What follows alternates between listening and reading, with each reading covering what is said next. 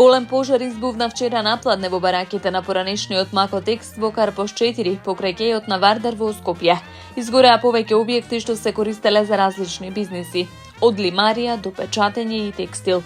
На терен интервенираа 5 противпожарни возила со десетина пожарникари кои за околу 1 час го локализираа пожарот. Во гаснењето клучна улога имаше и авион трактор на Дирекцијата за заштита и спасување, кој при враќање од гаснење на пожарот во Маврово Ростуше забележал густ чат над Карпош и изфрлил вода врз објектите. Од Центарот за управување со кризи информираат дека станува збор за стар објект, делумно нефункционален, во кој имало и сервис за возила со присуство на бои, лакови и други хемикалии. Причините за пожарот засега не се познати, а очевидци велат дека електричната инсталација во објектите била со сомнителен квалитет. Во паркот Авионче од 5 до 8 септември ќе се одржи првиот фестивал на улична храна во општина Аеродром, при што ќе биде понудено уникатно гастрономско и музичко доживување за сите генерации. Фестивалот се очекува да обедини 12 познати брендови за храна со богата понуда од 4 различни кујни – американска, европска, регионална и ориентална. Посетителите ќе имаат можност да дегустираат специјалитети од уличната гастрономија, но и автентични традиционални јадења проследени со богат избор на пијалаци. Покрај храната, фестивалот секоја вечер од 17:30 до 24:30 часот ќе нуди музичка програма со настапи на врвни изведувачи. Програмата ќе биде збогатена и со интерактивни активности за публиката, како надпревари во брзо јадење, квизови, трки и други забавни предизвици со награди, што ќе го направи фестивалот атрактивен за младите и семејствата. Првиот фестивал на улична храна во нашата општина е одлична можност да се афирмира урбаната култура и заедништвото преку храната, музиката и позитивната енергија. Убеден сум дека паркот Авионче во септември ќе биде новото омилено место на жителите и посетителите на Аеродром, истакна градоначалникот на општина Аеродром Дејан Митевски. Фестивалот во срцето на Аеродром се организира со поддршка од општината, а влезот за сите посетители е бесплатен. Во рамки на програмата за реконструкција и санација на домовите на култура во населените места, општина Илинден отпочна со реконструкција и санација на истите, информираат од општината. Деновивот почната е реконструкција и санација на домот на култура во Ајватовци, кој се простира на површина од околу 130 метри квадратни. Во него ќе се изврши комплетно реновирање на внатрешните ѕидови со подлога за боење, како и надворешниот дел со нова фасада, се вели во нивната објава на социјалните мрежи. Увид во работните активности денеска направи градоначалникот на општина Илинден Александар Георгиевски, кој порача дека проектот ќе се одвива во 2 фази. Во првата фаза ќе се изврши реконструкција и санација на домовите на култура во Ајватовци, Бујковци, Бучинци и Телрадовци, а во наредната фаза ќе бидат опатени останатите домови на култура и во другите населени места.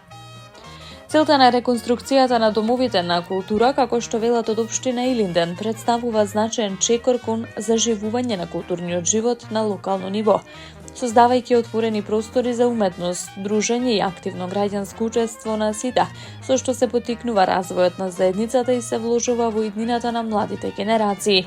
Оттаму додаваа дека домовите на култура се одлични места за пензионерите, каде можат да се дружат и да го поминуваат слободното време во најразлични друштвени игри. Средствата за реконструкција на домовите на култура се обезбедени од буџетот на општина Илинден. Градоначалникот на општина Карпош Стефчо Јакимовски уствари работна средба со директорките на сите основни училишта кои функционираат на територија на општината. Во рамки на координативниот состанок со директорите се констатираше дека училиштата се во целост подготвени за почеток на новата учебна 2025-26 година.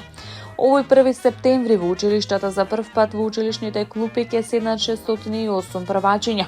Се констатираше и состојбата на вработените во училиштата, потребата за некои наставници, стручни соработници, како и за административно-технички персонал. Од аспект на безбедноста се исполнети сите услови за непречено одвивање на наставата на основците, порача Јакимовски.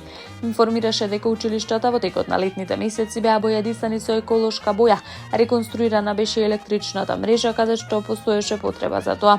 Поставени беа нови противпожарни апарати во училишните објекти, обновени беа некои од хидратанските мрежи.